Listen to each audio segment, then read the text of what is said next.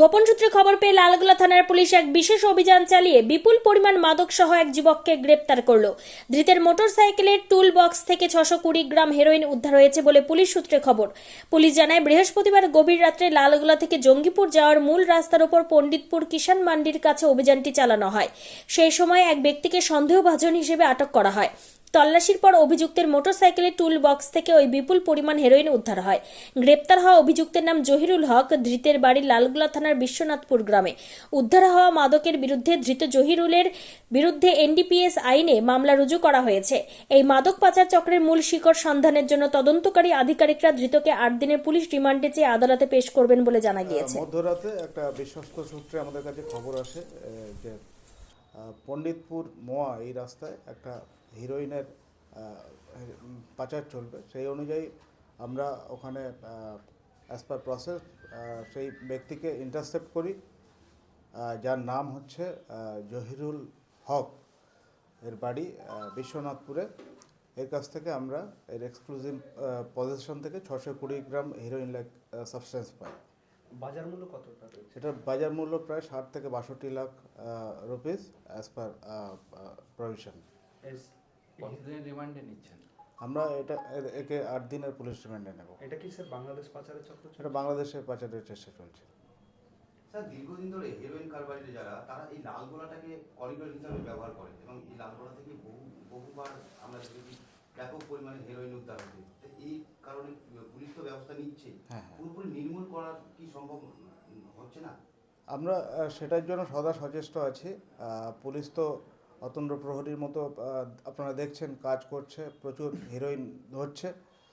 Overall আমাদের সমাজের সবাইকে সচেতন হতে হবে।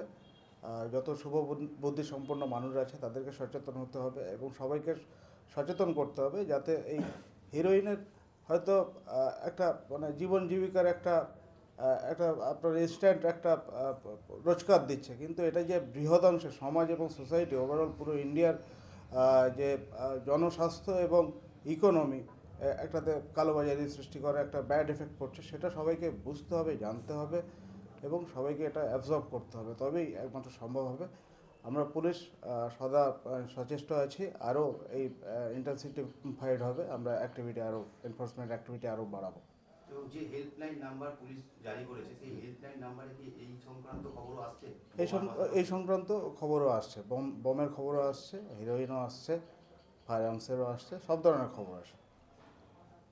বিশেষভাবে উল্লেখ্য যে আমরা যে মাদক আছে তার এগেনস্টে শুধু কেস করে এফআইআর করে ক্ষান্ত থাকছি না, সাথে সাথে এনডিপিএস অ্যাক্টের প্রভিশন অনুযায়ী আমরা এটাতে ফিনান্সিয়াল ইনভেস্টিগেশন স্টার্ট করছি এবং সেটাতে এই মানে ইলিগাল মিনস যে ড্রাগস পাচার করে যে ইলিগাল টাকা ওরা পাচ্ছে, তার থেকে যে সমস্ত প্রপার্টি তারা কিনছে সেগুলো আমরা অ্যাজ পার প্রসেস সেগুলো আমরা ক্রপ করছি।